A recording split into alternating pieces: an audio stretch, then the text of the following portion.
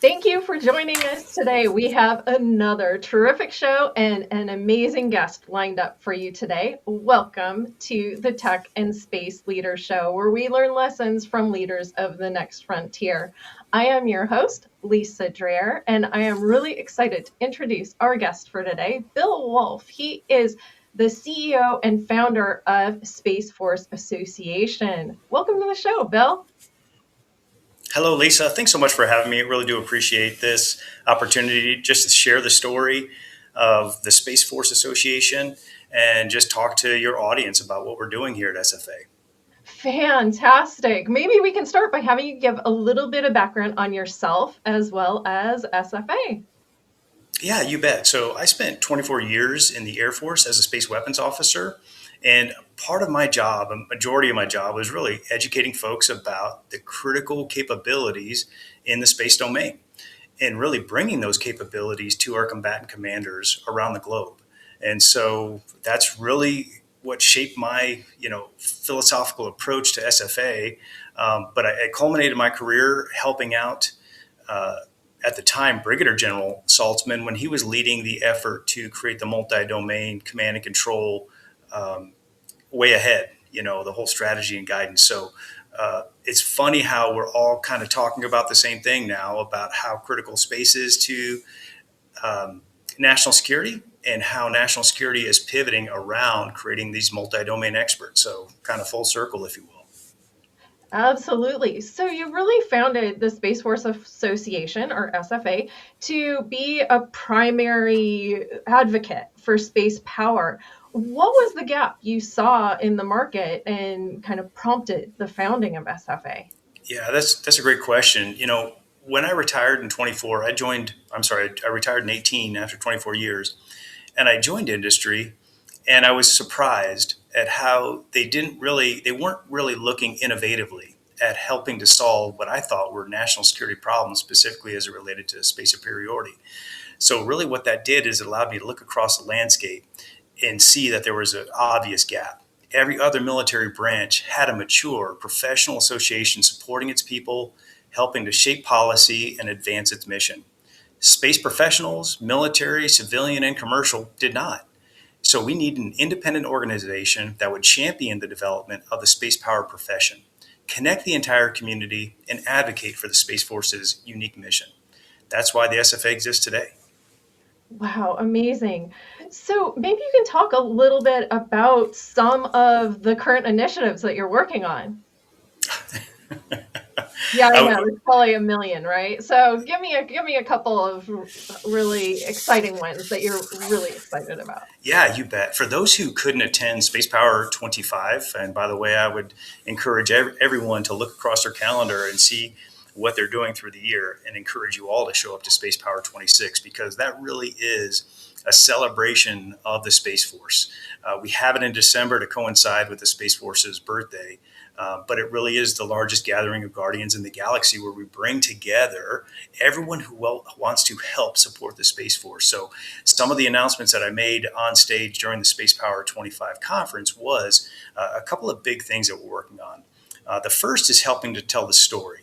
How are we helping to tell the story for the Space Force? It's we're working on a documentary series to help ensure we know what that narrative is and get the narrative out to the largest population we can.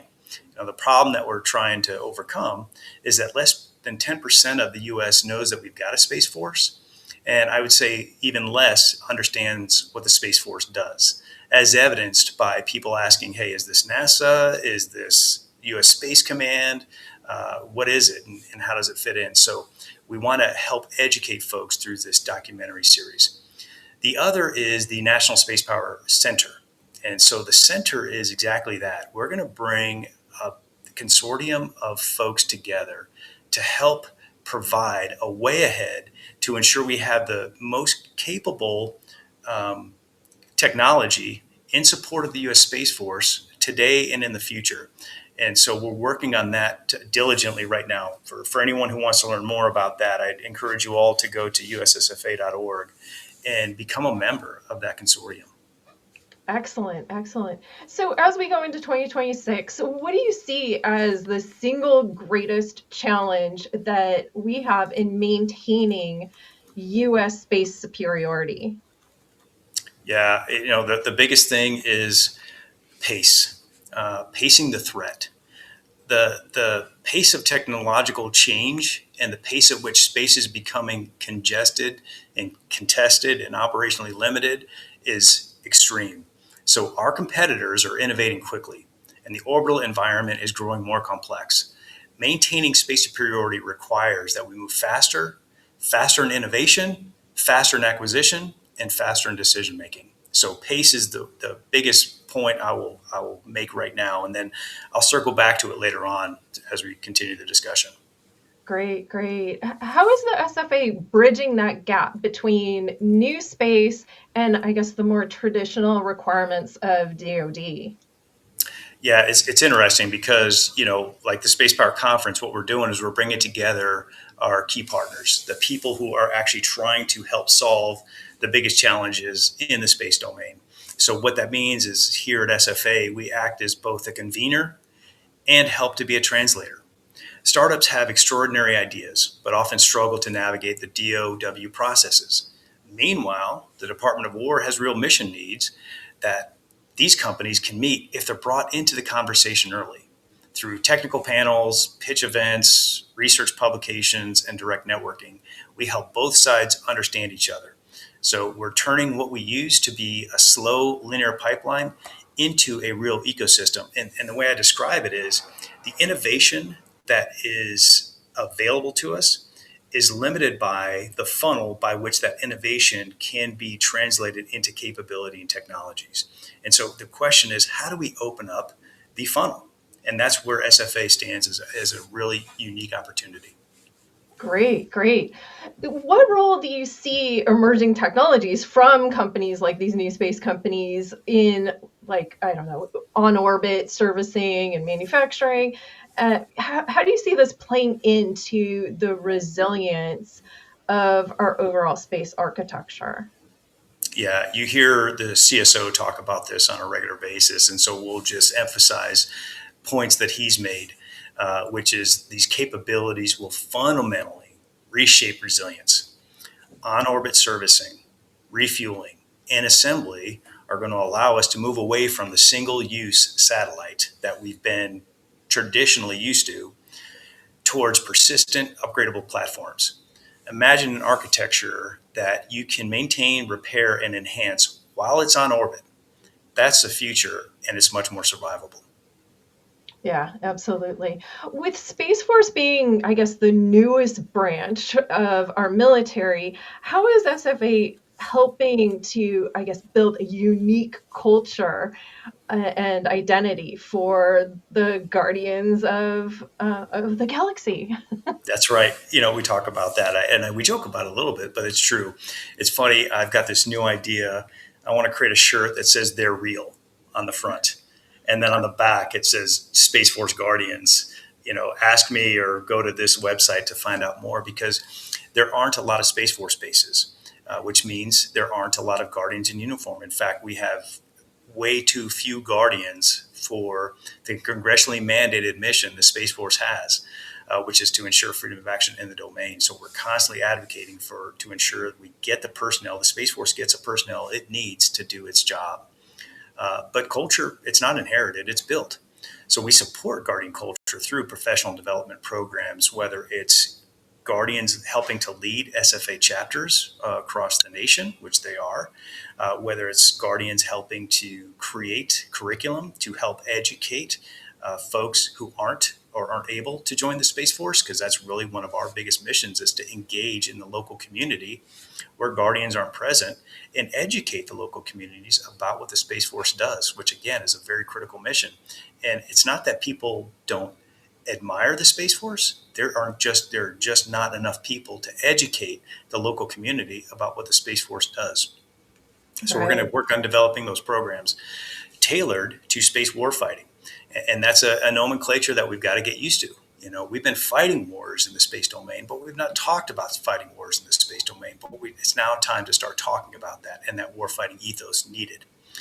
And so we're connecting Guardians with mentors across industry and academia. And by elevating Guardian accomplishments to the public, we're helping establish a professional identity rooted in innovation, technical excellence, and strategic thinking. Excellent, excellent. With the rapid expansion of satellite constellations, commercial satellite constellations, how do you think we can better coordinate between private industry and our national security mandates? Yeah, coordination begins with shared situational awareness. And that's what I'm doing. It's funny what I'm doing right now. I'm coming to you live from the Arizona Space Institute at the University of Arizona campus, Wow. where I'm just going around asking people how they fit into this ecosystem and helping them to figure out how they can fit into the ecosystem. And so commercial operators and national security space assets often fly in the same neighborhoods. And that's the reality of the situation. We need clear communication channels, transparent traffic management, and industry adoption of secure by design practices. When government and industry collaborate early, we avoid conflict and improve resilience for everyone, which is really the fundamental basis for the concept of this National Space Power Center.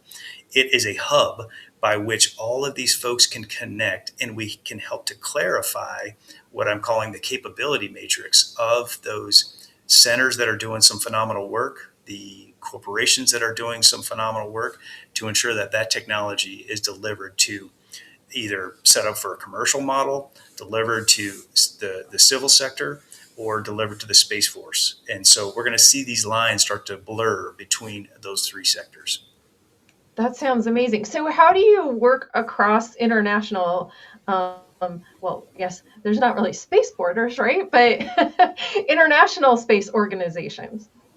Great question. And there's a lot of organizations out there. And what's really interesting in the last 6 years, just seeing all the countries that want to get engaged.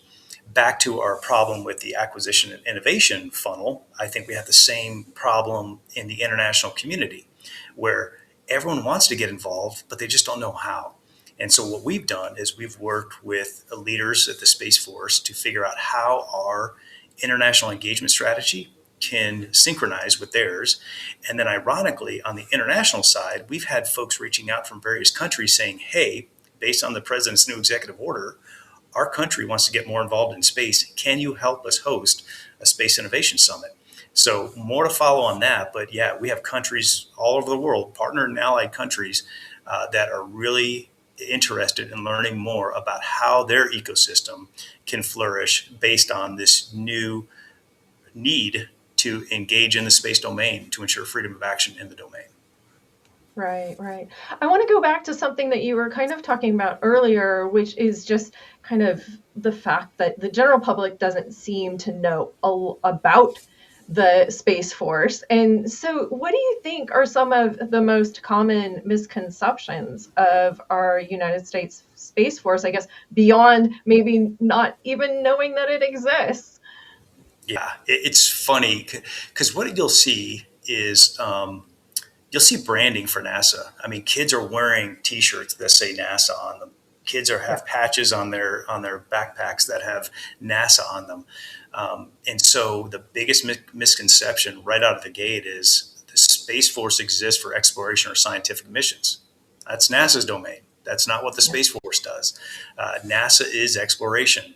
The Space Force, which not many people understand, ensures freedom of action in the domain so that we can do not just exploration, but help grow a future space economy that continues to evolve and expand. And that's the biggest challenge is, you can talk about, yeah, war fighting in space. Yeah, the reality is Guardians are war fighting in space.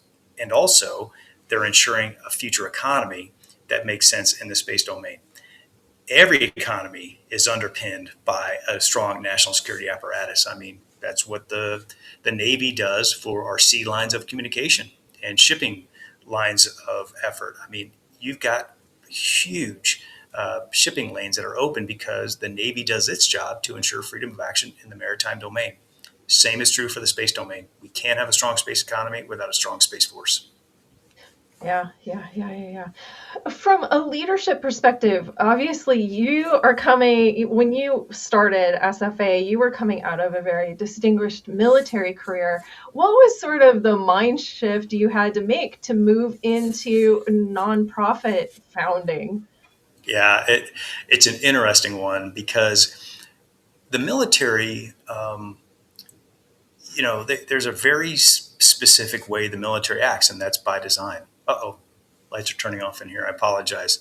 Can you still see me okay, Lisa? You're kind of in the dark, but Hold on one second.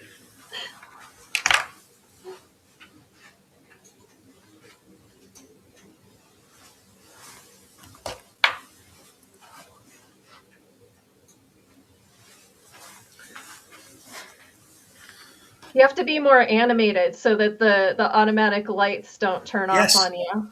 Yeah. Well, that's a cool thing about doing a live podcast, isn't it? I mean, really, life gets in the way, and that's the cool part of it is nothing's ever perfect. But in the military, the mission and the structure are already in place. In a Yeah. nonprofit, you got to build the mission and the structure, often from scratch, which is what we did here at SFA. The shift is moving from directing to inspiring, mobilizing people not because they're ordered to, but because they believe in the vision. It's a totally different kind of leadership. And let me tell you, it's the most incredible thing I've ever done in my entire career. Amazing.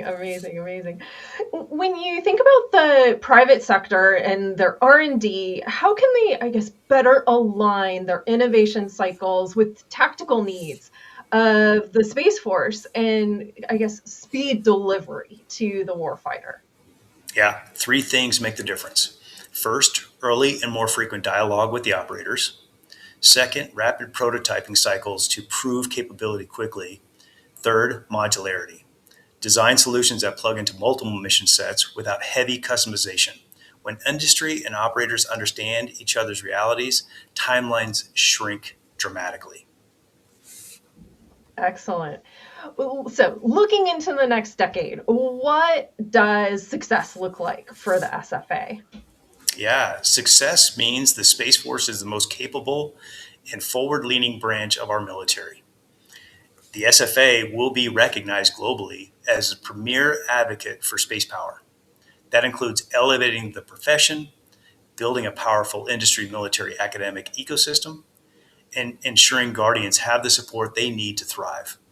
The community can help by joining the Space Force Association, engaging with local chapters, contributing expertise to our research, and help to strengthen the network of space power professionals. Together, we can secure the high ground for generations to come. Excellent. Well, Bill, I want to thank you so much for making time to be here today. I really appreciate it. If someone wanted to learn more about the Space Force Association, what should they do? Yeah, just go to ussfa.org. It's easy because it's just U.S. Space Force Association, ussfa.org, and you can sign up to become a member there and really get involved. And again, it's been the coolest thing seeing in this evolution is folks who didn't know anything about the Space Force, and then they jumped in as a volunteer, and then they started leading programs within the SFA.